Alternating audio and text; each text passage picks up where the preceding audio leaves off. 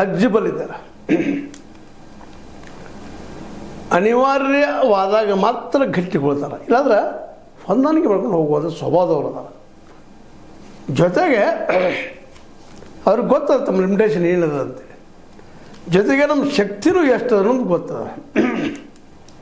ಮೇಲಾಗಿ ಇವತ್ತು ದೇಶದಲ್ಲಿ ಒ ಬಿ ಸಿ ಪೊಲಿಟಿಕ್ಸ್ ದಿನಕ್ಕೆ ಬಲಗೊಳ್ಳಾಗ್ತಿದೆ ಅನ್ನೋದು ಗೊತ್ತದ. ಹೀಗಾಗಿ ಎರಡನೇ ಬಲಿಷ್ಠ ರಾಷ್ಟ್ರೀಯ ಪಕ್ಷ ಇವತ್ತು ಕಾಂಗ್ರೆಸ್.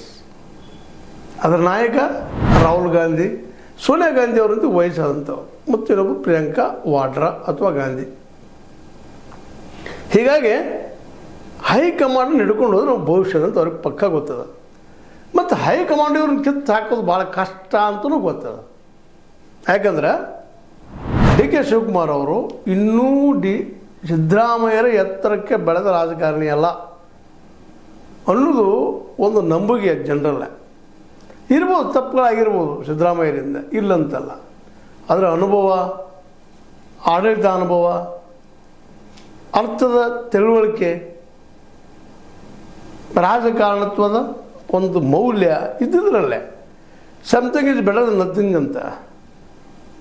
ಅದರಲ್ಲೂ ಡಿ ಕೆ ಶಿ ಅವರಿಗಿಂತಲೂ ನೈತಿಕ ಬಲದಲ್ಲಿ ಮೇಲಿದ್ದಂಥ ವಯಸ್ಸಿನಿಂದೂ ಸಹ ಮತ್ತು ಸ್ವತಃ ಡಿ ಕೆ ಶಿವರಿಂದ ಒಪ್ಕೊಳ್ತಾರೆ. ಇಲ್ಲ, ಅವ್ರ ಮಾತು ನಮಗೆ ವೇದ ವಾಕ್ಯ, ಸಿದ್ದರಾಮಯ್ಯ ಮಾತು ಅಂತ ಒಪ್ಕೊಳ್ತಾರೆ.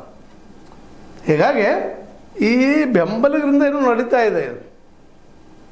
ಜನವರಿ 6, 9 ಅಂತ ಇನ್ವಾಲ್ಯೂಷನ್ ಆಗಿರ್ಬೋದು, ಇಲ್ಲ ನನ್ನ ಅಪ್ಪನ ಮುಂದಿನ 5 ವರ್ಷ ತಿಳುವಂಥ ನಮ್ಮ ಯತೀಂದ್ರವರಾಗಿರ್ಬೋದು.